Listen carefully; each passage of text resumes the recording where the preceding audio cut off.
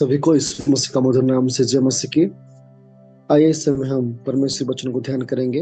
हमारा बीच में आज हिमाचल से पास्टर जी है, पास्टर सुबोध पॉल इस वचन सुनाएंगे।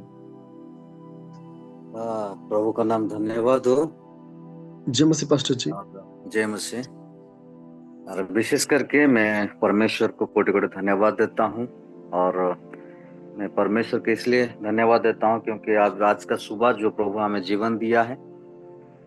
और जितने भी जूम आप में जुड़े हुए हैं, मैं सभी को प्रभु यीशु मसीह के नाम से मैं सभी को जय मसीह।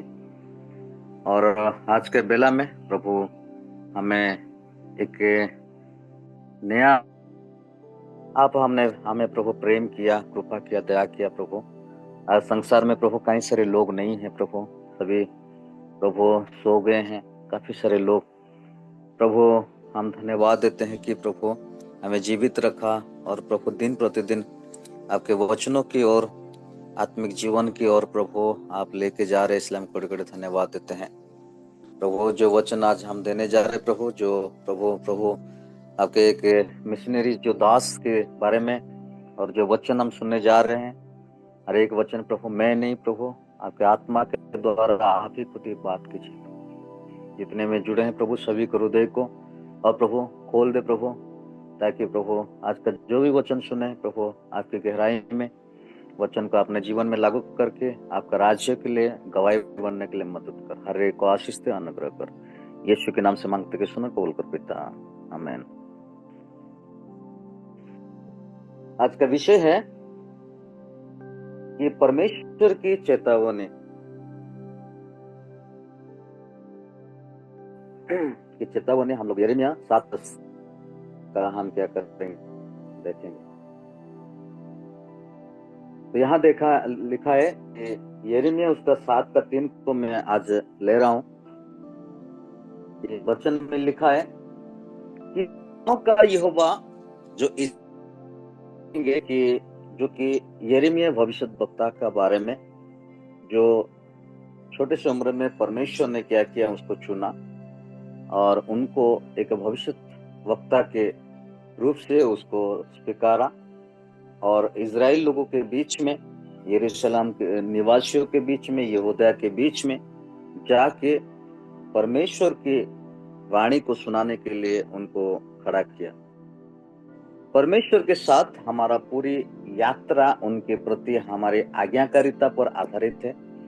कोई भी व्यक्ति अनाज्ञाकारिता में नहीं रहता है और ना ही धार्मिक होने का दिखावा करता है, और ना ही किसी को धार्मिक होने के लिए परमेश्वर की आज्ञाकारिता की आवश्यकता होते हैं। तो यहाँ हमें देखते हैं, सेनाओं का यहोवा यूं कहता है, अपनी मार्ग और अपने कामों को सुधारो, तब मैं तुम्हें इस स्थान में बसने दूंगा।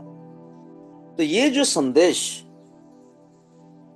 यहूदा की यिर्मयाह के माध्यम से लगभग 612 ईसा पूर्व में दिया गया था। उस समय यहूदा के लोग आत्मतुष्ट थे और क्या है न, यरूशलेम मंदिर के माध्यम से सार्वजनिक पूजा बिना किसी आवश्यक जो सुधार के जीवन में एक आश्चर्यजनक परिवर्तन पैदा करने के विफल रही। और उस समय लोग मंदिर में परमेश्वर पर भरोसा करते थे और इससे किसी भी आक्रमण और न्याय से सुरक्षा का साधन मानते थे। तो लेकिन पवित्र स्थान सहित जो सभी जगह परमेश्वर की दृष्टि में कुछ भी नहीं है। जो लोग हृदय से उनके साथ नहीं होते थे और उसके अलावा पवित्रता का झलक धोखा नहीं दे सकते हैं। तो यहाँ हमें देखते हैं कि हम जो ये लोग सभी मंदिर को ही देखते थे, उनका दिखावटी, उनका अंदरूनी, उनका बाहर रूप, और ये लोग को परमेश्वर के वचन को वो लोग सुन के ये लोगों ने मंदिर आना जाना शुरू किया। लेकिन ये लोग बाहरी रूप में ही वो दिखावटी कर रहे थे। अच्छा लग रहा है कि हम चर्च जा रहे हैं, हम वचन को सुन रहे हैं, तो ये लोगों का दिखावटी ही था। लेकिन अंदर से, हृदय की गहराई से ये लोग परमेश्वर से दूर थे। इसलिए परमेश्वर का वचन ये लोगों का जीवन में आया कि अपनी अपनी चाल और काम को सुधारो, तब मैं तुमको इस स्थान में बसने दूंगा। तो ये क्या चीज है जो कि ये लोगों को क्या सुधारना चाहिए? परमेश्वर के भवन में वो लोग आते थे, बैठते थे, वचन को सुनते थे, लेकिन अपने अपने पाप को ये लोग अंगीकार नहीं करते थे। आज के जमाने में हम देखते हैं मेरे प्यारो, हम कई सारे लोग जो कि बचपन से भी परमेश्वर को जानते होंगे, विश्वास करते होंगे, बपतिस्मा लिए, लेकिन परमेश्वर को अपने दिल की गहराई से हम ग्रहण नहीं करते हैं। हम मसीह को नाम के लिए स्वीकारते हैं। संडे को कई सारे लोग संडे को ही चर्च में जाते हैं, बैठते हैं और वापस आ जाते हैं। कई लोग तो सालों साल जाते नहीं है, सिर्फ क्रिसमस को जाते हैं या ऐसे कुछ फेस्टिवल होगा तो जाते हैं। मेरे प्यारे, दुख की बात यह है, यहाँ यरूशलेम के निवासी लोगों और यहूदी लोगों को जाके जब परमेश्वर ने यिर्मयाह के द्वारा वो वचन को सुनाया कि आपने अपने चाल से फिरो, ये लोगों का जीवन में कोई पवित्रता नहीं था। ये लोगों का जीवन में कोई नाम के लिए बस हम आए हैं सेवा में, नाम के लिए बस हम वचन सुनना है, ड्यूटी करना है, बस जाके हम बैठ के आ जाना है कलीसिया में, इस तरीके का ये लोगों का जीवन में था। तो इसलिए परमेश्वर ने भविष्यद्वक्ता के द्वारा, यिर्मयाह के द्वारा ये वचन उनको दिया गया कि अपने अपने क्या है ना, अपने अपने चाल और काम को सुधारने के बारे में। लेकिन यहाँ हमें देखते हैं आज की मसीह दुनिया में उपरोक्त जो परिदृश्य को अभी भी हम में से कई लोगों को साथ बहुत प्रासंगिक है, जो ये मानते हैं कि मानवीय स्वभाव वही है जो पुराने समय या इस वर्तमान युग में था। हम ऐसे लोगों को देखते हैं जो पवित्र खोज के लिए लंबी यात्रा करते हैं, जो अपने मन में भौतिक स्थानों को साथ धार्मिक स्थान प्राप्त करने का मतलब है उन्हें तुरंत उनके समस्या का समाधान प्रदान करेगा। और ये उनके लिए महसूस करने का कठिन समय है कि परमेश्वर एक आत्मा है और उसकी आराधना करने वाला भी आत्मा और सच्चाई के साथ उसकी आराधना करे, जो कि हमें देखते हैं यूहन्ना उसका 4:24 में ये मिलता है कि अगर जब हम परमेश्वर के स्थान में जाते हैं, भवन में जाते हैं, हृदय की गहराई से मन की संतुष्टि पाने के लिए, और ये लोग का जीवन ये था कि हाँ, हम लोग कलीसिया गए थे, हम भवन में गए थे, बस हो गया। लेकिन ये लोगों का जीवन को जो वचन हम सुनते हैं, वो वचन के द्वारा अपना जीवन को बदलने के लिए नहीं होता है। इसलिए परमेश्वर का वचन हमें देखने के लिए मिलता है यूहन्ना 4:24 में। ये उनके लिए महसूस करने का कठिन समय है। परमेश्वर क्या है?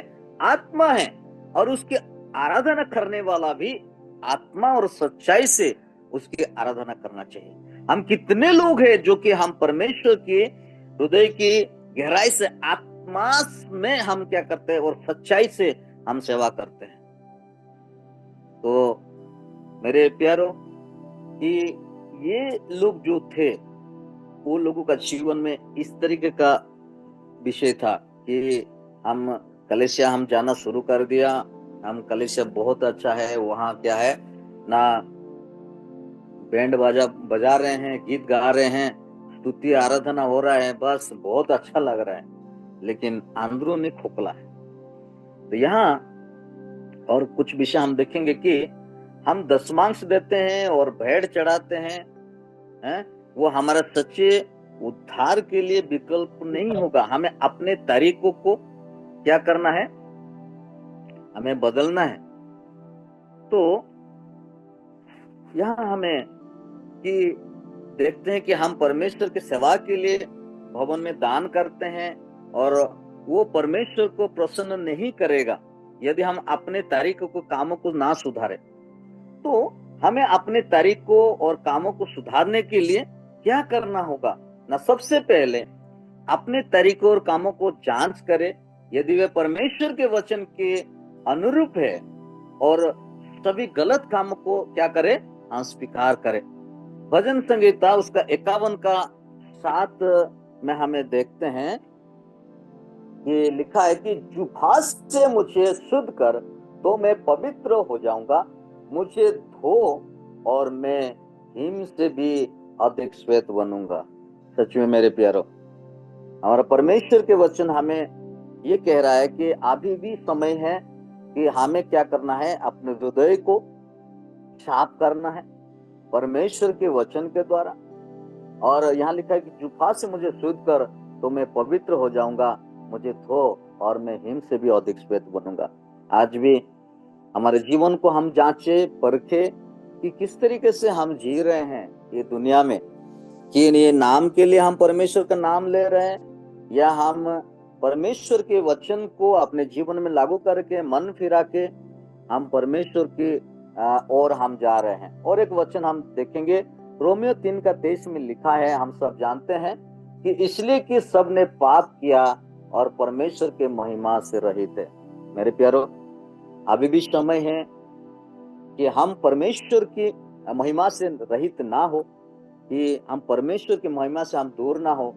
हम इसलिए कि सब ने पाप किया, परमेश्वर के वचन हमें, परमेश्वर क्या करते हैं, सबको प्रेम करते हैं। वो पापियों को प्रेम करते हैं लेकिन पाप को घृणा करते हैं। तो इसलिए अभी समय है कि परमेश्वर की और नजदीक हमें आने का समय है। तो आज हम कुछ प्रभु के दास के बारे में हम क्या करेंगे, थोड़ा देखेंगे, जो कि प्रभु की सेवा के लिए वो उन्होंने अपनी सेवा को, जीवन को परमेश्वर के लिए उछावर किया है। रॉबर्ट डी नोवेली के बारे में आज हम क्या करेंगे, थोड़ा सा हम देखेंगे।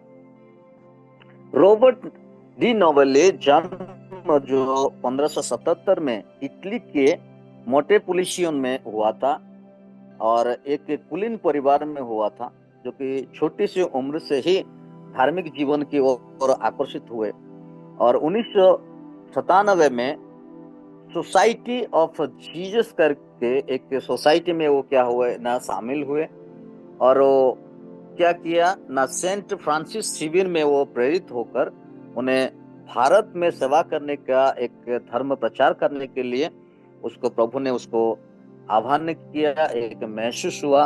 और उन्होंने 1604 में उन्हें अपना सुसमाचार कार्य को शुरू करने के लिए भारत में एक पुर्तगाली अनिवेश गुआ को उनको भेजा गया था।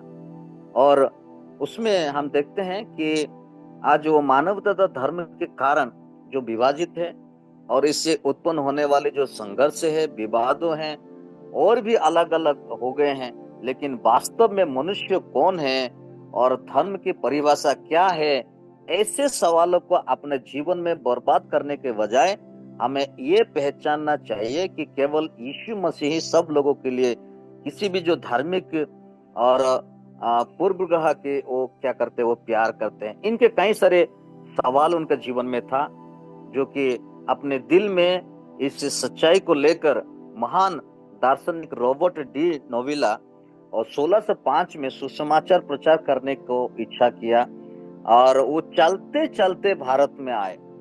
1606 में वो मदुरई पहुंचे और उच्च जाति के हिंदुओं के साथ वो क्या किया, मसीह को साझा करने के लिए उन्होंने उनके रीति रिवाजों को, उनके खान पान को, आदतों को अपनाया और सुसमाचार को सांस्कृतिक रूप से संबंधित तरीकों से उन्होंने प्रस्तुत किया। हालांकि उन्हें कड़ी विरोध का सामना भी करना पड़ा, लेकिन उन्होंने दृढ़ संकल्प के साथ काम जारी रखा और यीशु के जो प्रेम से प्रभावित कई दिलों को उनके द्वारा बपतिस्मा दिया गया और दिन ब दिन अधिक से अधिक उच्च जाति के हिंदुओं ने मसीह को अपनाया। रॉबर्ट ने मदुरई शहर को क्या किया ना, यीशु के स्वतंत्र रूप से दिया। लैटिन, पुर्तगाल और तमिल, तेलुगु और संस्कृत को ज्ञाता उन्होंने अपने 50 साल की सेवा के दौरान कई किताबों उन्होंने लिखा और गैर यहूदी के मित्रों और मसीह के सच्चे सेवक के रूप में रॉबर्ट डी नोवेली का निधन उसी दिन में हुआ जब वो जनवरी 1656 में 80 वर्ष का आयु में था।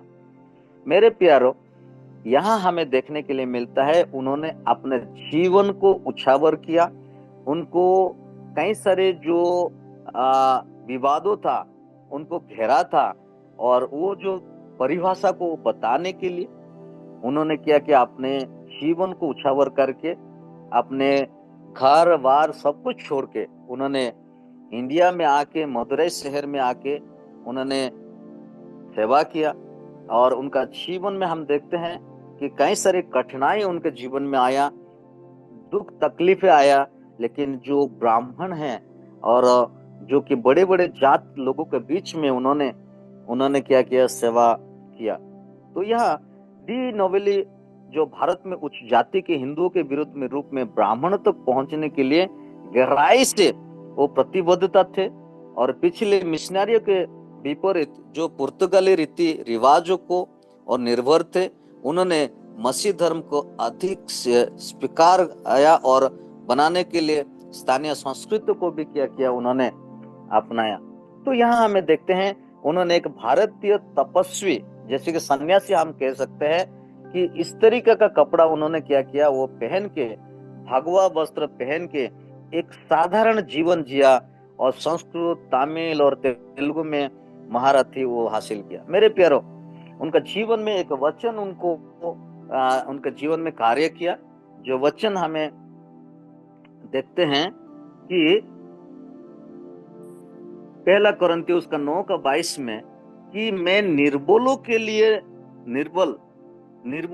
निर्बल सा बन गया, मैं निर्बलों को खींच लाऊं, और मैं सब मनुष्य के लिए सब कुछ बना हूं, कि किसी न किसी रीति से कहीं एक का उद्धार कराऊं। यहाँ हमें देखते हैं पौल का जीवन में, पौलुस के जीवन में ये वचन हमें देखने के लिए मिलता है। तो ये वचन हमारा जो कि रॉबर्ट डी नोवेली का जीवन में ये वचन कार्य किया, और सुसमाचार का प्रभावी ढंग से साझा करने के लिए भारतीय की संस्कृति को अपनाकर इस तरीके से अपने जीवन को उन्होंने जिया।